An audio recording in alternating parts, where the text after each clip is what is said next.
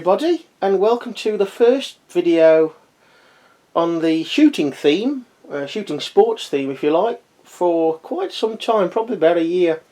As you can appreciate, it's quite awkward to do shooting videos, although air pistols and air rifles I should be able to do once I get round to those sort of things. Having said that, this is quite awkward to do in itself because you can see it's quite long, and the only place I could really do it is lie on the bed. Anyway, so what have we got here then? Well, it's a deactivated Martini Henry.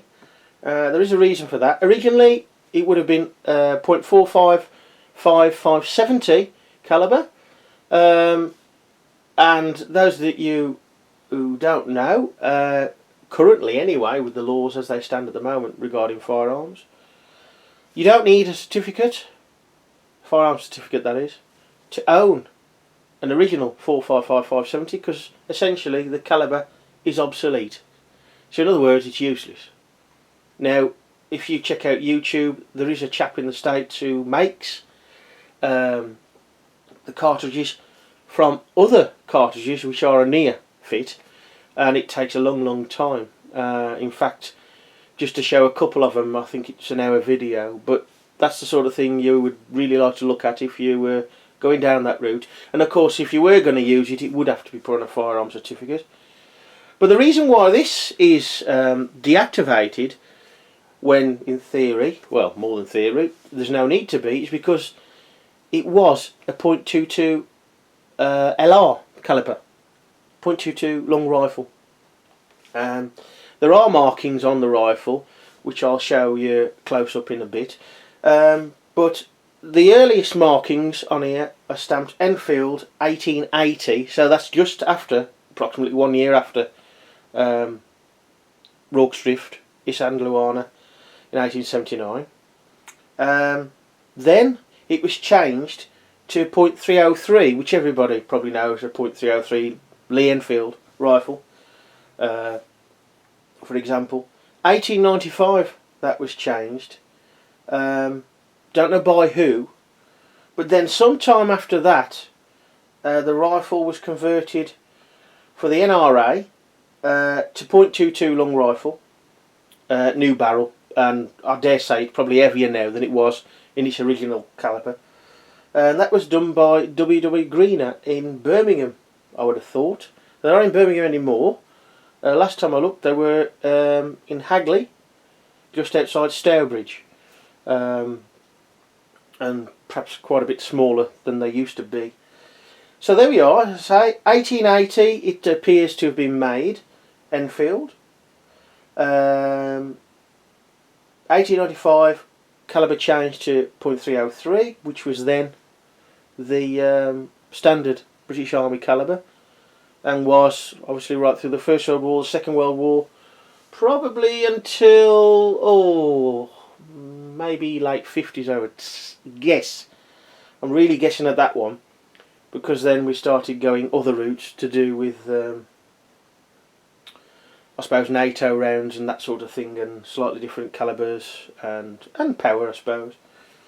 But anyway, that's very sketchy on my memory part, and probably for a video all on its own.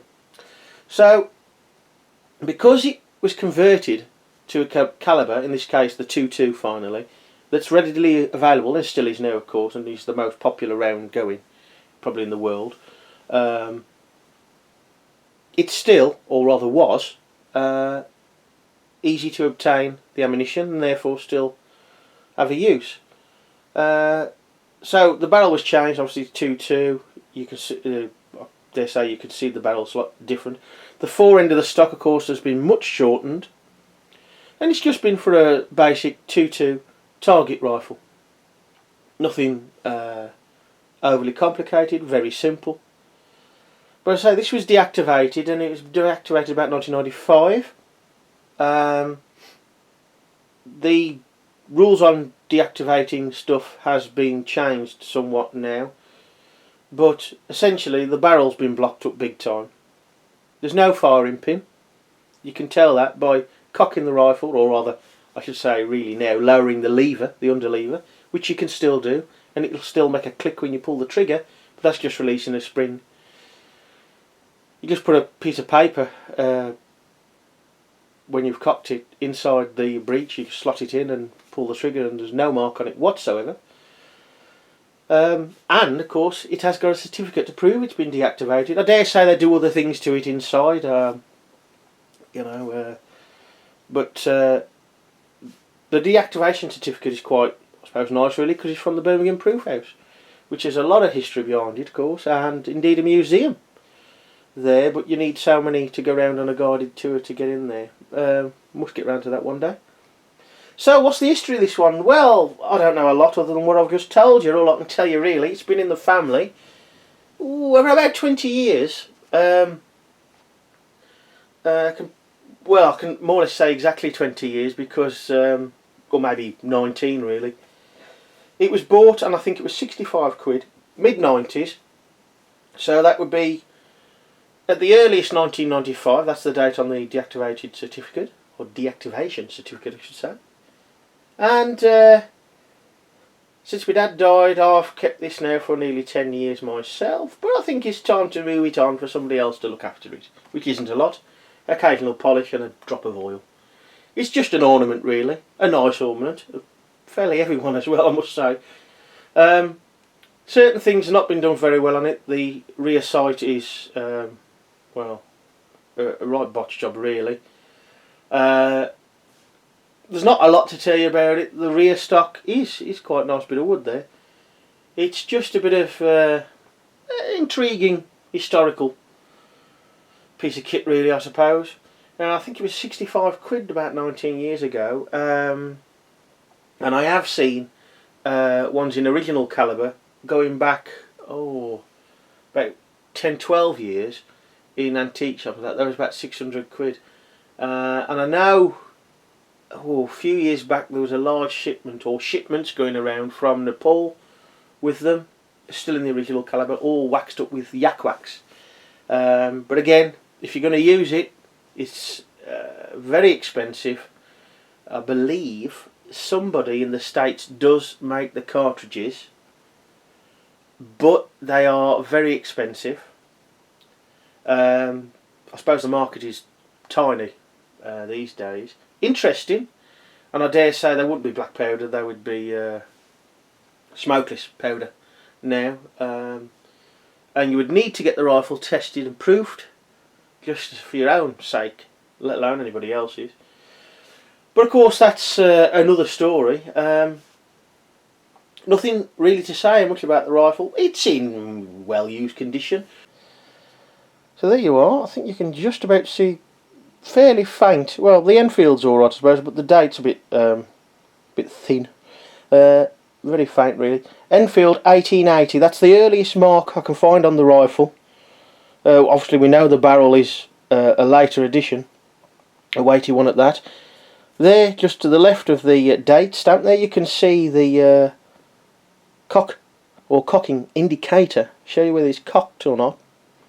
I'll try and do this. It's a bit awkward from this position, so I'll just turn it round. So there you go. I've cocked the rifle. Well, in this case, dropped the lever, I suppose now. And as you can see, that is now pointing diagonally almost towards the breech. When I close the lever, you can see it's still in the same position, and when I pull the trigger, it drops down. Now, if you watch the film Zulu, you'll see a lot of that.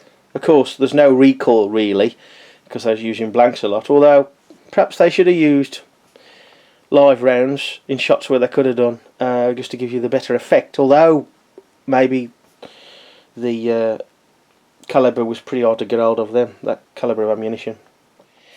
Now this is probably even more awkward to see than the other side, but we've got Enfield here, crown stamp, Enfield 1895, .303 there. We've also got the serial number, which is included on the certificate.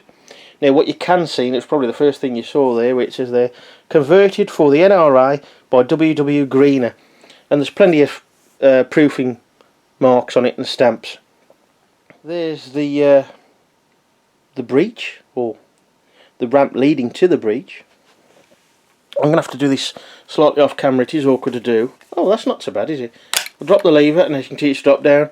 You pop the cartridge in there, lift it back up, ready to go.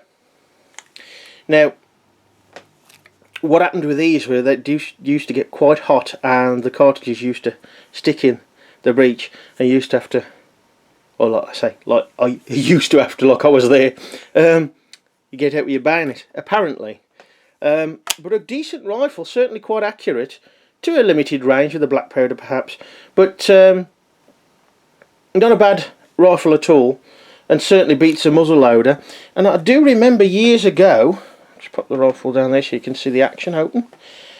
Many years ago I read a book on BSA, Birmingham Small Arms, and the vast majority was about the motorbikes they made, but it did go from the start to, well, more or less the end, I think, of BSA, as it was then making motorbikes, I suppose. And apparently many muskets were changed, or rather converted, to these. But when you think about it, what could they use? So I reckon they just used some of the stocks really, and perhaps not all of the stock then.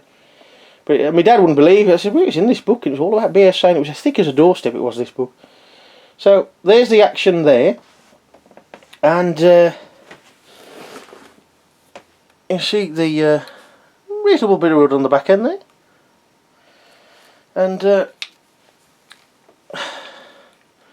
there's the rather rough looking rear sight. I mean, obviously somebody's made that and not did a very good job of it. And the barrel, you can see, it is weighty, I must admit. I shoot it now. It's quite awkward, but you see, I suppose you could poke somebody in the eye with it, but that's about all. You might even be able to hold your washing line up with it, but it's a hefty piece, there's no doubt about that.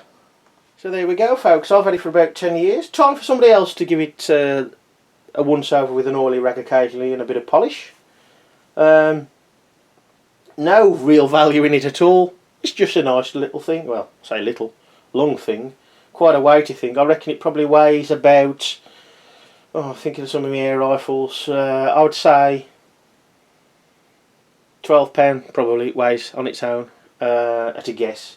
Let's compare it with one that's £10 without a scope on. So yeah, I'll say minimum would be £10. It's probably £12, I would say.